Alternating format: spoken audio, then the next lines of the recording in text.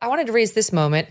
It was kind of interesting. Kamala got very high marks for her answer on abortion and playing up like the horrible dangers of women who are now in states where there are new, very restrictive abortion laws and the horror of them having to get on a plane next to strangers to go get that so-called care out of state.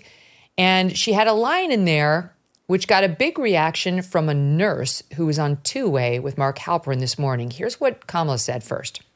Pregnant women who want to carry a pregnancy to term, suffering from a miscarriage, being denied care in an emergency room because the healthcare providers are afraid they might go to jail, and she's bleeding out in a car in the parking lot. She didn't want that.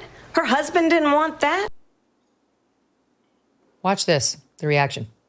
I'm an emergency room nurse, and there is no circumstance where we would ever let a woman sit in her car and bleed out, regardless of the abortion law. Like, we would bring her in if abortion was like illegal, right? No circumstances. We would bring her in and give her emergency release blood. We would give her fluids.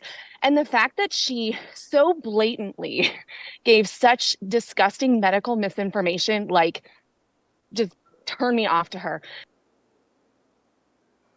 I really think that's interesting because she did this a lot, these sweeping draconian claims about Trump, and especially on abortion, the rhetoric that she had. Yeah. Meanwhile, his suggestion that there are states in the union where they would let a baby born alive die, he made the point, he used the term, you could say kill. He was making the point it's not an active murder, but that they would let a baby attempted to be aborted that nonetheless lived and was delivered die on the table. That's true. That gets fact checked. That's extreme. But these claims of hers, right? Like medical personnel all over America, now they're just letting women bleed out in the parking lots. Good for this woman for getting on there and saying that's just bullshit and a total turnoff. She's an undecided voter. What do you make of it? And it's also, Kmele, you were looking at her policy claims about Trump too. Like there's going to be a minder. Can you rehearse those since you had those in your fingertips? She was referring to Project 2025. And the first thing she insisted is that if Donald Trump is elected, he is going to pass a federal ban on abortion, which he's not said he would do. And that there would be a minder who is monitoring whether or not you've had miscarriages or something like that. So, and again, this is a recommendation from Project 2025. There's been no indication that Donald Trump would do any of this. And at the end of her saying all of this, the moderator says, "Thank you, Vice President Harris." And that's when Donald Trump has to interject, and he says, "None of that is true. She's doing it again.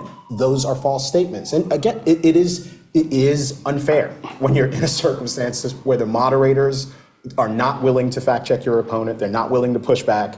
They're requiring you to do all of this work. And then when you have things to say, they're pushing back on you. It is unfair. And then back to that cherry on top of the sundae, Daniel Dale, the fact checker at CNN, saying Trump lied 33 times and Kamala Harris lied once. Yeah, once. Maybe. Right. I'd say maybe at least. Right, maybe. That's once. At least once. That's the nerve. We can't figure it out if there's a second. Yeah. I mean, we have to laugh, but like the state of media is dire. That's what ABC did, how CNN reacted. I don't know what the future looks like. I do know it's end times, and for very good reason. I think the future is rosy in one sense, is the fact that if you look at the way the campaign has dealt with race issues and the DEI type stuff, and all the stuff that overwhelmed them in 2020. They've walked away from it. Yep. Why? Because they have to win an election. And they've understood something in the aftermath of 2020. People don't like it. And guess what? It's not just whiteys that don't like it. Yep. Hispanic people don't like it. Black men have been migrating towards Trump, not in enormous numbers, but enough that they're significant. You can say, wow, some polls 20%, et cetera. That stuff does not work. The media is very behind on this, and they're very behind on their own power, too. We're, you talk about Mark Halperin's show this morning on Two-Way, which you can see over Matt's shoulder. We're going to be on Mark Halperin's Two-Way show at 4 o'clock. And Mark Halperin is doing an end run around the media like all of us are. And after a while, people really, really are alienated by this stuff. I think that watching the debate in moderation last night would have been a different instinct maybe 20 years ago, maybe 15 years ago. People are really fed up with it. And I don't say that just because of what, I think about things or, our show or whatever it is. I see it, and we see it in the numbers. We see it in the numbers of people who are, coming to our show and coming to other people's shows, like coming to Megyn Kelly. Megyn Kelly doesn't need to be on Fox News.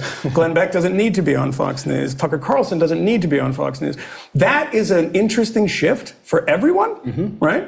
And for them to say we can keep doing this forever is a delusion. It's a huge mistake on their part. I mean, we've seen for years now, decades actually, that trust in media has been plummeting across the board. There's very good reason why platforms like this are successful and are able to thrive. And ABC, CNN, the New York Times, the Washington Post, to the extent it spells doom, to the extent the apocalypse is on the horizon, it is definitely, it's with respect to them and their prospects for the future and their viability. And also that thing we forget about is that also means that their power, their influence, to their ability to fund the scale, even last night, is diminished. I think a lot of people who are critical of the media make the mistake of thinking that the media is as powerful as it was 10, 15, 20 years ago. It just really is not. It is not. There isn't a single media institution, legacy media institution, in my quick snap knowledge, that has more power than they did 20 years ago. And that is fascinating and interesting. It creates its problems. It creates mostly great opportunities. And I think for consumers, it's mostly terrific. I mean, I love and agree with everything you guys just said, but I still think they play an important role. Like a night like that, where they had probably the only presidential debate in hand, and they were so biased, they're influencing a presidential election. It feels almost like cheating to me. It just felt, I realize we've gotten away from the presidential debate commissions, and I get why. And those were not perfect. We've gone over Chris Wallace's, bias in handling that. And there have been plenty of fall downs in those moments too. Candy Crowley. But this system isn't working because it's too important to allow a network like that with an agenda to have the sole control over the sole debate. And I realize, now we should say Trump shouldn't have agreed to it. I realize why he did agree to it. He thought he was agreeing to a pair of them, and the CNN one worked out, and he wanted to say, okay, I'm putting myself out there. Even last night, Trump went into the spin room. Did she? No. She's hiding from the media. We don't get to interview her. We have no access to her. She doesn't hold press conferences. She gave one interview to a fawning Dana Bash who fell down on the job. And now this is the one debate, and they tanked it. They tanked it for her. She's probably not going to do another one, and she might not do another interview at all. You did not vote for this economic downturn and this high inflation, but you could be paying for it at the pump, the grocery store, and with growing stacks of unpaid bills. Financial stress can be crushing, and one solution could be donewithdebt.com. Done with Debt created new aggressive strategies designed to get you out of debt permanently without bankruptcy or loans. Done with Debt can stand between you and your bill collectors. They negotiate with your creditors to write off balances, cut interest, and stop penalties. And the best news is Done with Debt is accepting new clients right now. But you need to hurry because some of their debt strategies are time sensitive and you don't want to miss out. Let Done with Debt hit the debt reset button for you and make your money yours again. Visit donewithdebt.com or call 1-888-322-1054 now. Chat with one of their debt relief strategists for free. That's donewithdebt.com, donewithdebt.com. Thanks so much for watching. If you like what you just saw, hit the subscribe button for more clips and full episodes.